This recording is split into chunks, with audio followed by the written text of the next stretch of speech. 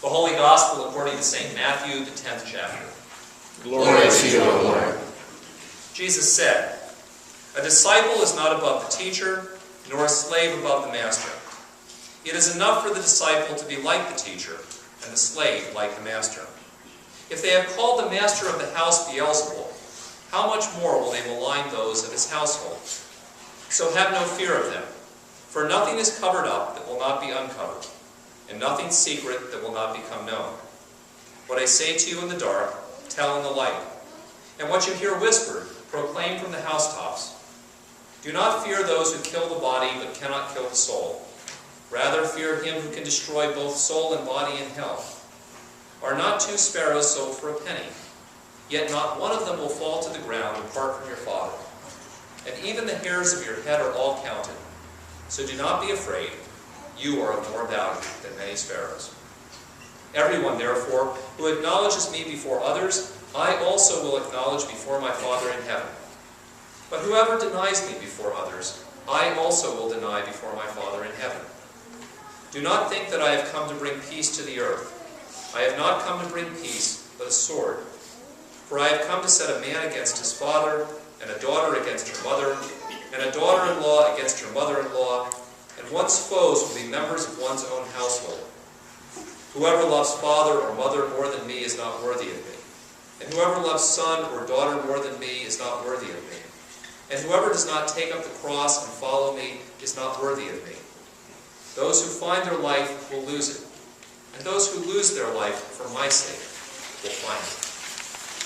The Gospel of the Lord. So my very first thought when I read the Gospel reading for today to get ready to preach on this was, I'm really glad that I didn't get this Gospel reading on Father's Day weekend.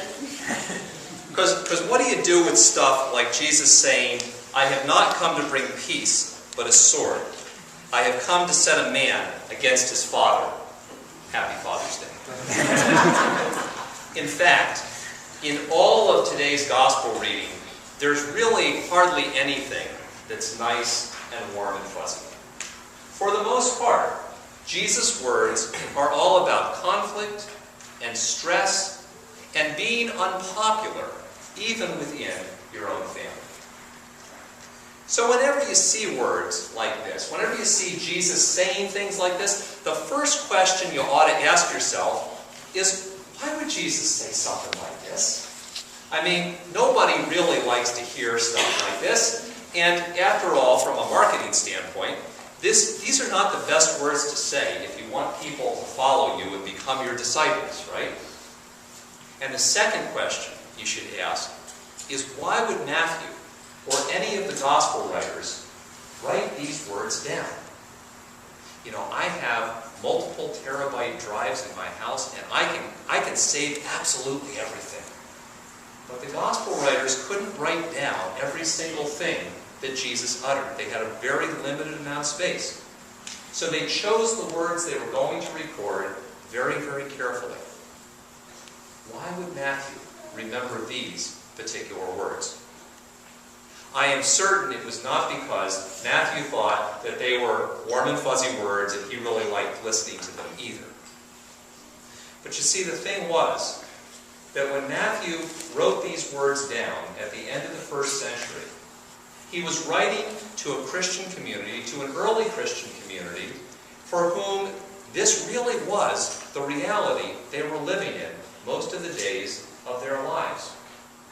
Matthew wrote to a community of people who mostly had been Jewish or still considered themselves to be Jewish, to be absolutely loyal Jews because they were following Jesus, the Messiah.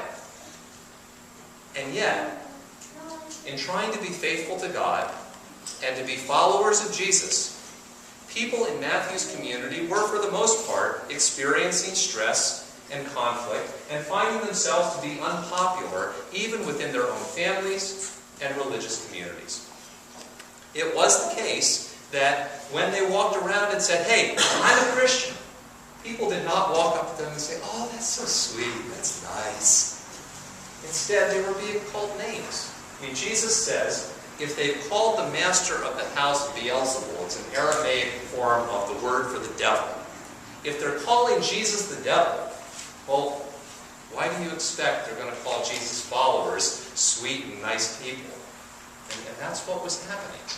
You know, you've probably seen a lot of Christians today like to have little bumper stickers that go, Jesus is Lord! And you think, oh wow, Jesus is Lord. You know what that meant in the first century? If you were a Jew, that was heresy. The phrase was, God is the Lord.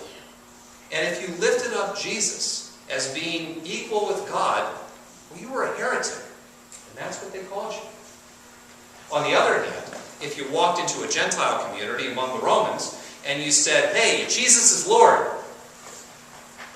the loyalty oath for soldiers in the Roman army was to go before an altar that was dedicated to Caesar, burn incense as an offering, and declare, Caesar is Lord. So when you stood up and said, Jesus is Lord, that was sedition. It was treason. And so Christians were walking around talking about Jesus the Lord, and when they did that, they were called heretics. They were called traitors. Do you really want to walk around and say, hey, I'm a Christian, and have people say those things about you? That's actually what was happening in the first century. And it was the case for many people in Matthew's community that when they went home and said, guess what? I'm a Christian. They got thrown out of their families, disowned. They were thrown out of the religious communities because they were heretics. It really was the case, as Jesus was talking about it. A man was set against his father, and a daughter against her mother. A daughter-in-law against her mother-in-law. Well, okay, maybe that's not so unusual. But in fact, that stress, that conflict within your own family was actually what was going on for those folks. And it was the case for many of those people in that early Christian community that when they wanted to be faithful to God, when they wanted to follow Jesus, they in fact were called upon to live in new and uncomfortable and really kind of costly ways. Jesus talks about taking up your cross and following him, and for some of those people, that was literally the case. They had to take up, they were being killed for their faith. But for all of them, following Jesus meant doing things that changed their life and affected their wallets. They were called to be people who loved their enemies, prayed for those who persecuted them, who took care of the needs of those who were in need and couldn't take care of themselves. That made them reorder their lives, rearrange the way they lived. It cost them money. That was not comfortable. That was not something that made them popular. I suspect that Matthew wrote these words down not because he thought these were great and wonderful and warm words, but because he wanted his first community, his community there, to understand that Jesus knew these things would happen, that Jesus was with them in the midst of that, and that Jesus was not surprised that people were going to treat his followers, frankly, the way they had treated him. And yet, these are words which are unhappy, uncomfortable, words that we don't really want to hear, and I suspect that for most of us, it's not because of the history lesson. I suspect, at least for me, I would really like Jesus to be the one who doesn't bring a sword to my life, but who instead brings peace to my life, right? I want my faith to be something that takes away stress and conflict, not something that gives me stress and conflict. I want religion in general to be something that adds to my life, not something that costs me. And I think maybe what makes us the most uncomfortable with these uncomfortable words is the sort of realization deep down that the way it was for Christians in the first century is maybe not so different than the way it is for us. Because I think also for us, in fact, I know this for myself, and I know it for a bunch of folks that have said this to me here too, that being a Christian, trying to be faithful to God, trying to follow Jesus, is often something that doesn't make you popular and gets you called names where they don't call you names they think it. Because I like to think that I walk around and say, I'm a Christian, and everybody goes, oh, isn't that sweet?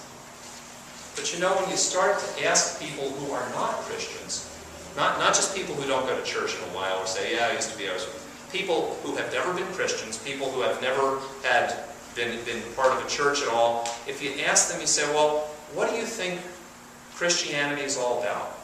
What are Christians like? What does the church stand for? You find very different things than the things we like to say. A number of polls have been published recently, and you've probably seen a number of them, but I think of one big study that was done a few years ago by a guy who worked for the Barna Group, which does a lot of religious polling throughout the United States. He did this about 7 years ago, and he interviewed a whole bunch of millennials, so people that at that time were between, say, 18 and 29 years old, who were not Christian, who had no affiliation, prior affiliation with the church. And he said to them, give me some adjectives that describe Christians. Who are Christians? What is the church all about? And he said he found a number of adjectives that people continue to bring up. And those adjectives were things like hypocritical, insensitive, judgmental, anti-homosexual, and arrogant. That's what being a Christian means to people outside of the church. Not quite being called the devil, but it's pretty close. So, a few months ago in confirmation class, we kind of did the same thing. We said to the kids, we had a time we got them all together, and we said, all right, tell us, put together a few adjectives, tell us what it is that Christians are supposed to be. And they thought for just a couple minutes, and they came up with some things that we were very pleased with. They said Christians are supposed to be loving and kind and trust God and share with others. That's great. And I said, okay, now, flip side of that question. All of you who live in this area have friends in school and in your neighborhoods who are not Christians. And they're not people who go to church, but they are people who are Buddhists and Sikhs and Muslims and all kinds of different religions, people who are atheists and agnostics. When you talk to them, because some of you haven't, and you've heard this, what do you think they would say if you asked them to come up with adjectives about Christians?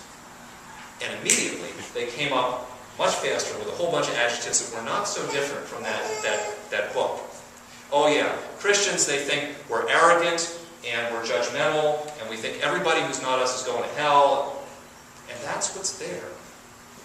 So the pastor comes up and says, hey, go out and tell people you're a Christian, share your faith with them, invite them to church. But when we go out into the world and we try to share our faith and we say, hey, I'm a Christian, immediately, some of those things are what's coming up in the minds of a lot of folks.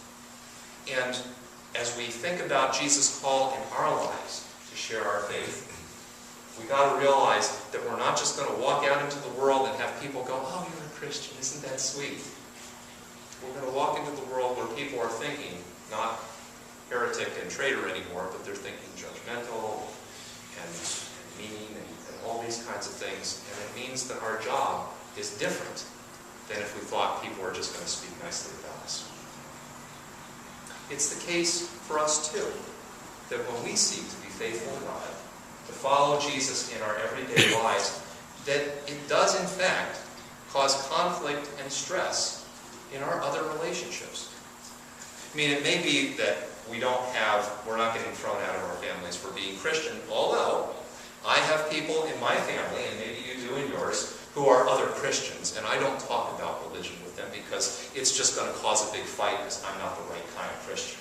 So we still have some of that going on, but you know, 40 years ago when I was a kid, there was sort of a protected time and space in which people could work on and nurture their faith. If you wanted to come to worship, if you wanted to spend time in prayer and reflection, if you wanted to spend some time and go help others with Habitat or do something to serve others in Jesus' name, well, there were spaces where there weren't kids' games going on and birthday parties, and your job wasn't telling you had to work 24/7. That doesn't exist anymore, at least not around here.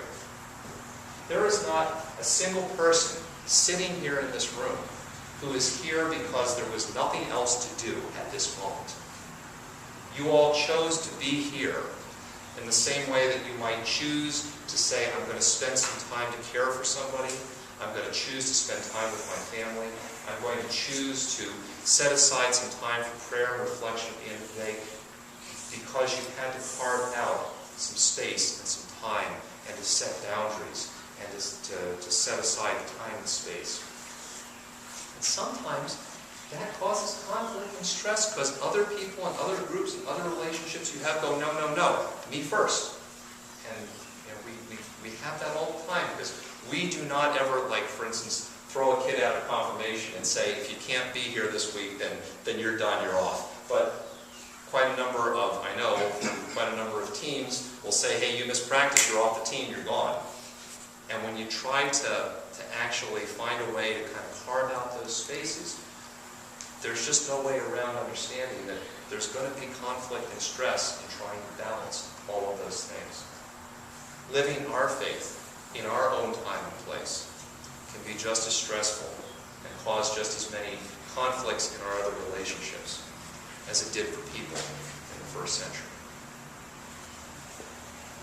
And it's true for us also. That sometimes just trying to be faithful to God and to follow Jesus in our everyday lives is constantly about Jesus asking us to reorder our priorities and live in different ways that can, in fact, be difficult and uncomfortable and cost us. Because it was the case maybe, and again, about 40 years ago, when we figured, well, you know, sharing Jesus with the world, that's something that like professionals like missionaries do, and they'll go do that, and there's always going to be somebody richer than me that's going to pay for it. And when I want to nurture my faith, I can come to a church building that seems like it's always been there, and there's going to always be a legion of retired people and stay-at-home moms who are going to do all the work around, during the daytime. So make sure all these ministries happen, and it's just not that way for us anymore. So we're called on to be people who each day, both within our own community, within our religious community, and outside in the world, find ways to share Jesus and to live our lives differently, and to actually reach into our pockets and pay for things that help share our faith. Those are things that are not comfortable. Those are not things that we simply say, wow, it's cool to have our lives shaken up and reordered. But we can also read every day about Christians in our own world today, not living usually in our country, but not so distantly far away, who literally are in danger of losing their lives simply because they say they're Christians. And if we're impressed by that, and if we're concerned by that, we pray for people like that, we ought to at least be folks who are open to Jesus' call in our own lives and in our own time and place, to be folks who are willing to have our lives shaken up a little bit, to rearrange some of our priorities and our energy and our money so that we can find ways to share Jesus with people in our community and show that our faith is meaningful and real to us as well. I would love it if Jesus had said to his first disciples, and he had said to me, come follow me because it's going to be easy and beautiful and non-stressful. I suspect that his first disciples wished that as well. But since the beginning, disciples of Jesus have been willing to put up with the stress and deal with conflict and pay the price. And they do that not because the stress, the conflict, the cost is all fun and beautiful and they think it's nice. It's not like Jesus is calling us to be a bunch of masochists who like being beat up on. Instead, I think it's because at some point in all of our lives, we realize that anything in our lives that really brings life and joy and meaning comes with stress and conflict, and there's a price to be paid for. But we're willing to pay the price and deal with the stress because things that bring life and meaning and joy are really worth it. Disciples from the very beginning have found that the relationship with God that we have through Jesus really is worth that price because it brings joy and meaning and life to us. But I think when Jesus is talking about putting up with the stress and the conflict with Christ, it's more than simply saying, hey guys, it's worth it. I think what Jesus is really trying to remind all of us about is that anybody can talk about God and religion and values, and it's not necessarily going to mean anything to anybody outside of our own little religious community. But when people are willing to put up with the stress and deal with the conflict and pay the price, it's at that point that faith becomes real. It's about our real lives, and when people see that, that may be the only thing that really makes people stop and say, whoa, wait a minute, maybe this Jesus stuff, maybe this God stuff, maybe this faith that these people talk about is real to them. Maybe it really means something. Maybe there's something there for me as well. Jesus calls us to even be willing to endure the stress and the conflict and the cost, not because he enjoys seeing us suffer, but because sometimes that's the only way that we can make our faith real in the lives of people who are outside of our own little group. And sharing our faith in real and meaningful ways, ways that really transform and change the lives of the world and the people around us. That is what Jesus has in mind. And that is always what Jesus is calling us to do.